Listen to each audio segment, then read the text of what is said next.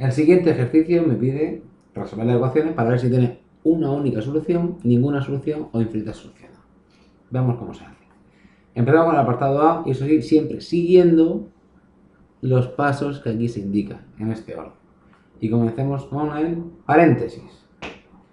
Pues claramente dentro del paréntesis, que es este, aquí no se puede hacer nada porque tengo x y tengo 2, son términos no son semejantes, identidad notable tampoco hay, multiplicación y división tampoco, con lo cual tenemos que pasar a suma y resta. Pero para sumar y restar, pues primero tenemos que descubrir ese paréntesis. ¿Qué ocurre? Que tengo un menos delante del paréntesis. ¿Qué hace este menos? Cambia el signo de la x y cambia el signo del 2. Muy bien. Tengo una ecuación de primer grado, con lo cual tendré que pasar todos los términos en x al primer miembro y todos los términos independientes al segundo miembro. Bueno, de la siguiente manera. Con lo cual tenemos 2x en el primer miembro, menos x, y ahora esta x que está a la derecha pasa a la izquierda negativa, cambiando el signo. De la misma manera, el 7 que está en su sitio no se toca, menos 7, pero el 2 negativo pasará a positivo y el 5 negativo pasará a positivo. ¿Qué ocurre? Pues si sumamos tenemos 2x menos x es 0x y menos 7 más 2 más 5 es 0. Con lo cual no se puede despejar la x, claramente. Pero ¿qué ocurre? Que tenemos 0 igual a 0. Y esta ecuación, en verdad, es una identidad. Siempre es cierta. Valga lo que valga la x. Con lo cual, en este caso, tendrá infinitas soluciones. Todos los números reales serán solución para x, para esta ecuación. Pasamos a la segunda ecuación. Pues tenemos esta ecuación, pues borramos aquí y vemos qué pasos tenemos que hacer. Paréntesis no tenemos, identidad notable tampoco tenemos, multiplicación y división tampoco tenemos, pero tenemos una suma y resta y en este caso con el mínimo común múltiplo. Si mueves, es lo que vamos a hacer. El mínimo común múltiplo de 3, 2, 1 y 6, que será 6. Con lo cual, 6 y 6.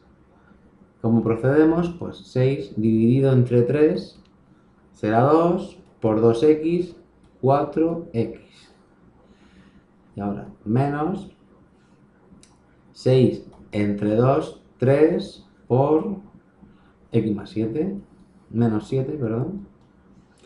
Y por último, 6 entre 1 a 6 por 2, 12. Para el segundo miembro lo mismo, 6 entre 6, 1 por x más 5, que se quedará igual. Como vemos el mismo denominador, pues podemos simplificar, 6 y 6. ¿Qué haremos ahora? Pues después de la suma y resta con el mínimo común múltiplo, pasaremos siempre a la multiplicación. Aunque se puede hacer directamente, pero yo lo hago por pasos. Con lo cual tengo 4x y ahora multiplicamos. Aquí tenemos la multiplicación. Menos 3 por x y menos 3 por menos 7. Con lo cual me queda menos 3 por x menos 3x menos 3 por menos 7 más 21. ¿Qué ocurre? Que claramente el signo más de la x y el signo menos de la x cambia a menos y a más. Cambia su signo. Más 12 igual a x más 5. Bueno, pues igual que antes. Todas las x al primer miembro, todos los términos independientes al segundo miembro.